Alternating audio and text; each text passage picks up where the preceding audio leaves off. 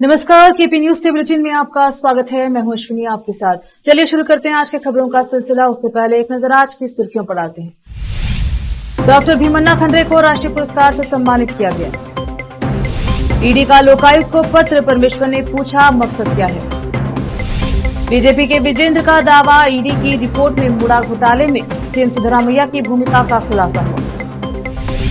ओडिशा में आलू का संकट गहराया, मंत्री ने पश्चिम बंगाल के मुख्यमंत्री को जिम्मेदार ठहराया। सीएम योगी के बयान पर अखिलेश यादव का पलटवार, बोले योगी होकर डीएनए की बात नहीं करनी चाहिए।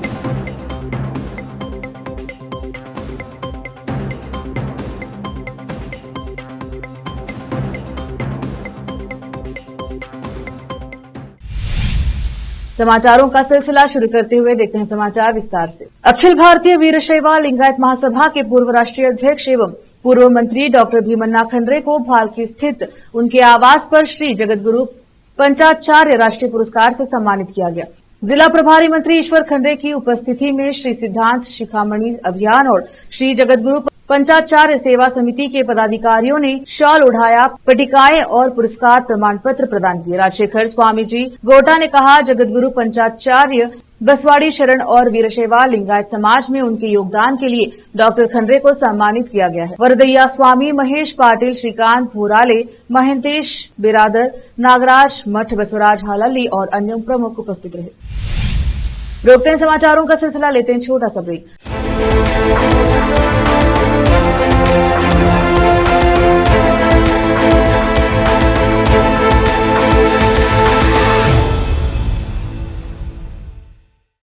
नूर एजुकेशन ट्रस्ट बीदर की ओर से चलाए जाने वाला Noor M Ed and B Ed college Bidar, recognised by NCTE Delhi and affiliated to Bidar University, Bidar.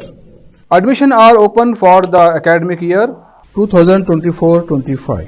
विशेषज्ञ और सक्षम शिक्षकों द्वारा शिक्षा प्राप्त करने के लिए नूर एमएड एंड बीएड कॉलेज में दाखिला लें और शांत वातावरण में शिक्षा प्राप्त करें। बीदर शहर में बेहतर शिक्षा का एकमात्र केंद्र Noor M Ed and B Ed college, Shahpur gate, Bidar. Phone numbers 9945283920, 8482221297।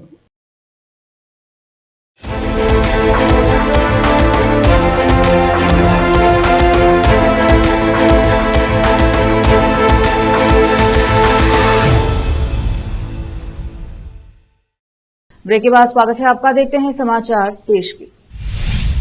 Karnataka के गृह मंत्री डॉक्टर जी परमेश्वर ने आरोप लगाया कि प्रवर्तन निदेशालय ईडी मुख्यमंत्री सिद्धरामैया के खिलाफ मैसूर शहरी विकास प्राधिकरण मूडा मामले के संबंध में लोकायुक्त को पत्र लिखकर जांच को प्रभावित करने की कोशिश कर रहा है। डॉक्टर परमेश्वर ने कहा, विपक्ष के पास कांग्रेस सरकार पर आरोप लगाने के लिए कुछ भी नहीं है। ईडी का हस्तक्षेप राज्य विधानसभा के शीतकालीन सत्र बेलगावी में 9 दिसंबर से शुरू होने वाला है। ईडी द्वारा लोकायुक्त के साथ जानकारी साझा करने और उस जानकारी को लीक करने के पीछे क्या मकसद था। विधानसभा में मीडिया को संबोधित करते हुए मंत्री ने कहा कि लोकायुक्त मूडा मामले में अपनी जांच जारी रखे हुए हैं और अभी तक प्रारंभिक या पूरी रिपोर्ट अदालत को नहीं सौंपी गई है। डॉक्टर परमेश्वर ने कहा, ईडी ने लोकायुक्त को लिखे अपने पत्र में कई मुद्दे उठाए हैं और लोकायुक्त को प्रभावित करके कानून के खिलाफ काम कर रहा है। मैसूर शहरी विकास प्राधिकरण मूडा साइट आवंटन मामले में प्रवर्तन निदेशालय ईडी की रिपोर्ट ने मुख्यमंत्री सिद्धरामैया राज्य भाजपा अध्यक्ष की पोल खोल दी है। विजेंद्र ने कहा कि करोड़ों रुपए के मूडा घोटाले और उनके परिवार को 14 साइटों के आवंटन में सीएम की भूमिका के बारे में सबूत थे और उसके आधार पर कर्नाटक उच्च न्यायालय ने उनके खिलाफ मुकदमा चलाने की अनुमति देने के राज्यपाल के फैसले को बरकरार रखा। यहां तक कि मैसूर के तत्कालीन डिप्टी कमिश्नर ने भी राज्य सरकार को मूडा में अनियमितताओं के बारे में लिखा था। विजेंद्र ने कहा कि ईडी की जांच से मामले के तथ्य उजागर हुए हैं और सीएम को जब इस बारे में पता चला तो वे कांग्रेस आलाकमान को धमकाने के लिए गुरुवार को हासन में रैली कर रहे हैं। भाजपा नेता ने मूडा मामले में लोकायुक्त जांच पर संदेह जताया। प्रदेश भाजपा अध्यक्ष ने कहा कि ईडी की रिपोर्ट ने सीएम की पोल खोल दी है, लेकिन लगता है कि वे जेल जाने के बाद भी सत्ता में बने रहने पर अड़े हुए हैं। उन्होंने कहा कि राज्य के लिए बहुत दुर्भाग्यपूर्ण है कि कांग्रेस आलाकमान बहुत कमजोर हो गया है।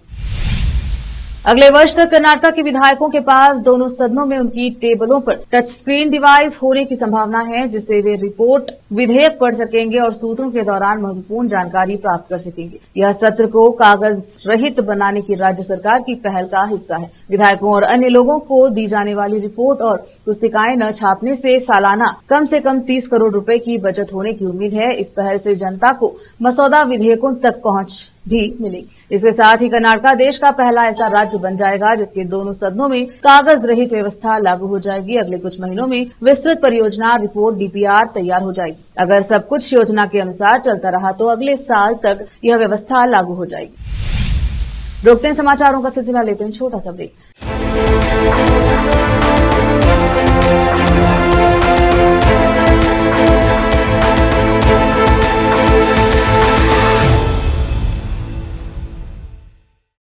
नूर एजुकेशन ट्रस्ट बीदर की ओर से चलाए जाने वाला Noor M Ed and B Ed college Bidar, recognised by NCTE Delhi and affiliated to Bidar University, Bidar.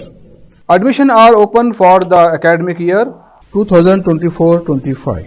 विशेषज्ञ और सक्षम शिक्षकों द्वारा शिक्षा प्राप्त करने के लिए नूर एमएड एंड बीएड कॉलेज में दाखिला लें और शांत वातावरण में शिक्षा प्राप्त करें।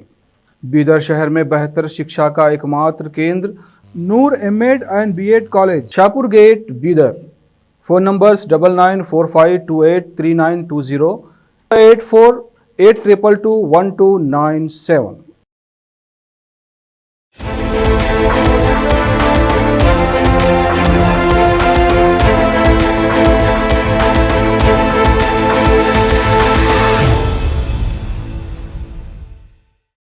ब्रेक के बाद स्वागत है आपका। देखते हैं समाचार देश के। ओडिशा के खाद्य आपूर्ति एवं उपभोक्ता कल्याण मंत्री केसी पात्रा ने राज्य में मौजूदा आलू संकट के लिए पश्चिम बंगाल सरकार को जिम्मेदार ठहराया है। उन्होंने बृहस्पतिवार को कहा कि वह ओडिशा की भाजपा सरकार को बदनाम करने के लिए कृत्रिम कमी पैदा कर रही है। उन्होंने कहा, ओडिशा सरकार को बदनाम करने के लिए कृत्रिम कमी पैदा की गई है। हाल ही में पश्चिम बंगाल की मुख्यमंत्री ने ओडिशा में आलू की आपूर्ति बंद कर दी थी। बाद में वह इसे बहाल करने पर सहमत हो गई थी। इस संकट से निपटने के तौर तरीकों को लेकर हो रही आलोचनाओं के बीच पात्रा ने कहा, मैं नहीं समझ पा रहा हूं कि वह यह क्यों कर रही हैं। यह स्पष्ट है कि जब बाजार में कम आपूर्ति होगी तो दाम बढ़ेंगे। यह पूछे जाने पर कि यह संकट कब तक रहेगा, पात्रा ने कहा, फिलहाल ओडिशा में आलू का पर्याप्त भंडार है तथा दाम अपने आप नीचे आ जाएंगे। हालांकि विपक्षी बीजू जनता दल के विधायक गौतम बुद्ध ने पात्रा की टिप्पणी की आलोचना की और उन पर जिम्मेदारी से बचने का आरोप लगाया। बुद्ध ने कहा, मंत्री लोगों की आलू की जरूरतों को पूरा करने में सरकार की विफलताओं पर पर्दा डालने के लिए इस तरह के बयान दे रहे हैं। सच्चाई यह है कि लोग परेशान हैं। स्थानीय बाजारों में आलू की कीमतें 35 से 40 रुपए प्रति किलोग्राम तक पहुंच जाने के बाद 28 नवंबर को पश्चिम बंगाल सरकार ने आलू के निर्यात पर रोक लगा दी, जिसके बाद ओडिशा में आलू की भारी कमी हो गई। इस रोक के फलस्वरूप आलू लेकर ओडिशा जा रहे सैकड़ों ट्रक सीमा से लौट गए। इससे ओडिशा के बाजारों में अफरा तफरी उत्पन्न हो गई और आलू के दाम 60 रुपए प्रति किलोग्राम तक पहुंच गए। समाजवादी पार्टी प्रमुख अखिलेश यादव ने उत्तर प्रदेश के मुख्यमंत्री योगी आदित्यनाथ के बयान पर कहा, मुझे नहीं पता कि मुख्यमंत्री कितना साइंस जानते हैं, कितनी बायोलॉजी पढ़ी है। मैं उनसे एक बार निवेदन करना चाहता हूं कि बार बार जो वे डीएनए की बात कर रहे हैं, डीएनए की बात न करें। अगर वे डीएनए की बात करते हैं तो मैं और हम सब लोग अपना डीएनए जांच कराना चाहते हैं और चाहते हैं कि मुख्यमंत्री भी अपना डीएनए जांच कराएं। मेरा निवेदन है कि मुख्यमंत्री को डीएनए की बात शोभा नहीं देती। एक संत योगी होकर भगवा पहनने के बाद उन्हें इस तरह डीएनए की बात नहीं करनी चाहिए। कानपुर पहुंचे अखिलेश यादव ने कहा कि राहुल गांधी को संभल नहीं जाने दिया गया और जब समाजवादी पार्टी का प्रतिनिधिमंडल झूठे मामलों में जेल में बंद पीड़ित लोगों का दुख दर्द जानने गया तो वहां के जेलर और अधिकारी को सस्पेंड कर दिया गया। जब सरकार अन्याय करेगी तो हमारी मुश्किल ये होगी कि सदन चलने दे या नहीं। सरकार को सदन की कार्यवाही चलने देनी चाहिए और दोषियों के खिलाफ कार्यवाही करनी चाहिए। वहीं सपा सांसद धर्मेंद्र यादव ने भी सीएम योगी आदित्यनाथ के बयान पर प्रतिक्रिया दी है। संभल हिंसा के दोषियों से सार्वजनिक संपत्ति के नुकसान की भरपाई की जाएगी, यह कहना है कि संभल के एसपी कृष्ण कुमार बिश्नोई का।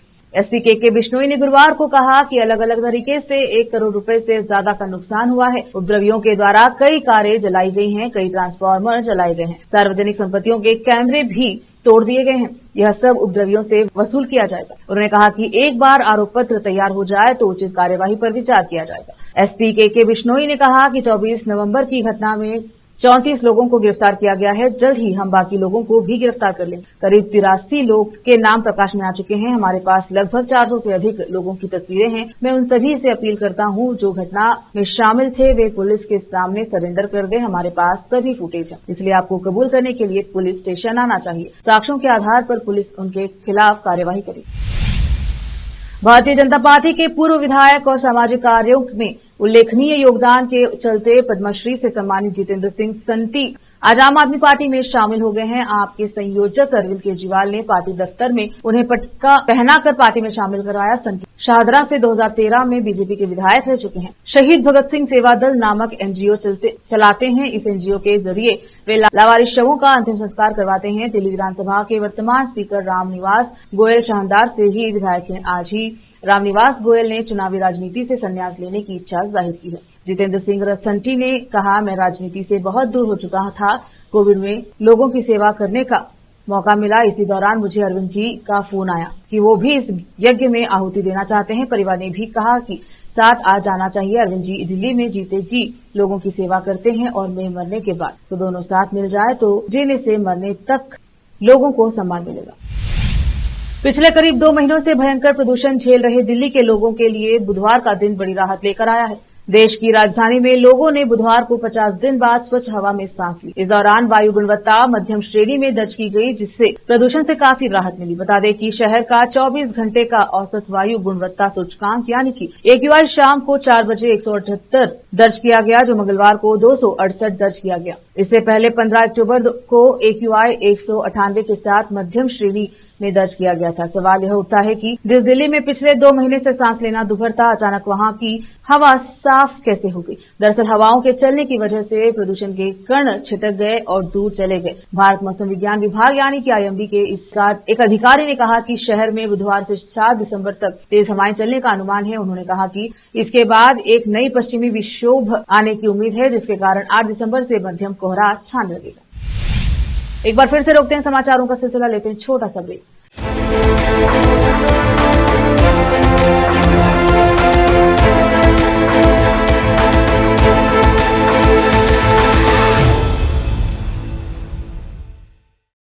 नूर एजुकेशन ट्रस्ट बीदर की ओर से चलाए जाने वाला Noor M Ed and B Ed college Bidar, recognised by NCTE Delhi and affiliated to Bidar University, Bidar. Admission are open for the academic year 2024-25. विशेषज्ञ और सक्षम शिक्षकों द्वारा शिक्षा प्राप्त करने के लिए नूर एमएड एंड बीएड कॉलेज में दाखिला लें और शांत वातावरण में शिक्षा प्राप्त करें। बीदर शहर में बेहतर शिक्षा का एकमात्र केंद्र Noor M Ed and B Ed college, Shahpur gate, Bidar. Phone numbers 9945283920, 8482221297।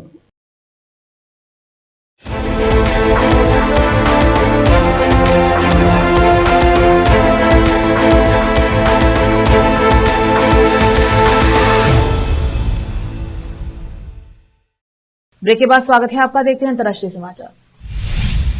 Hamas प्रमुख इस्माइल हानिया और यहाना सिनवार समेत सैकड़ों टॉप कमांडरों की मौत के बाद इजरायल का कहर गाजा पर जारी है। बीते 24 घंटे में इजरायल के भीषण हवाई हमलों में दक्षिणी गाजा में विस्थापित फिलिस्तीनियों के शिविर में रहे कम से कम 21 लोग बुधवार को मारे गए। इजरायल की सेना ने कहा कि उसने क्षेत्र में आतंकवादी गतिविधियों में शामिल शीर्ष हमास आतंकवादियों को निशाना बनाया। हालांकि इजरायल की सेना ने कोई अतिरिक्त जानकारी नहीं दी और कहा कि उससे ने इस बात की पूरी सावधानी बरती कि हमले में नागरिक हताहत नहीं हो। मुवाहसी तंबू शिविर पर हमला बुधवार को गाजा पट्टी में हुए कई घातक हमलों में से एक था। फिलिस्तीनी चिकित्सकों के अनुसार मध्य गाजा में इजरायली हमले में कम से कम 10 और लोग मारे गए, जिनमें 4 बच्चे भी शामिल हैं। हमास के अक्टूबर 2023 के हमले के बाद करीब 14 महीने से जारी गाजा में इजरायल के विनाशकारी युद्ध के खत्म होने के कोई संकेत नहीं है। हमास ने अब भी कई इजरायली नागरिकों को बंधक बना रखा है और गाजा की अधिकांश आबादी विस्थापित हो चुकी है और जीवित रहने के लिए अंतर्राष्ट्रीय खाद्य सहायता पर निर्भर है।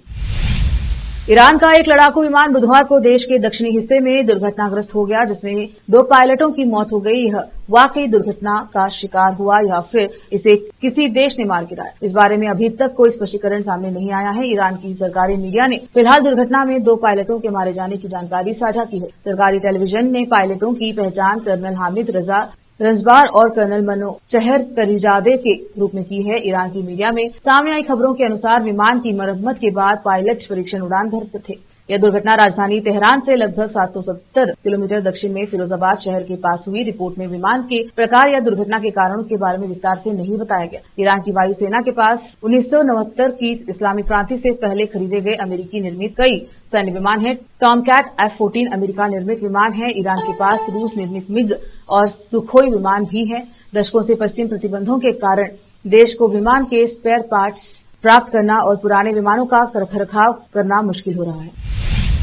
फिर से एक नजर आज की सुर्खियों पर। डॉक्टर भीमन्ना खंडरे को राष्ट्रीय पुरस्कार से सम्मानित किया गया। ईडी का लोकायुक्त को पत्र, परमेश्वर ने पूछा मकसद क्या है।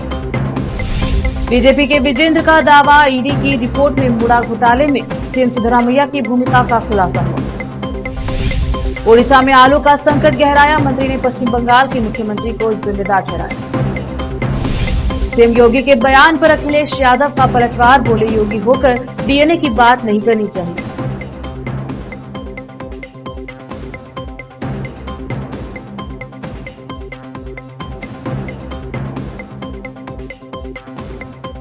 केपी न्यूज के बुलेटिन में अब तक के लिए इतना ही। देखते रहें केपी न्यूज 24/7। धन्यवाद।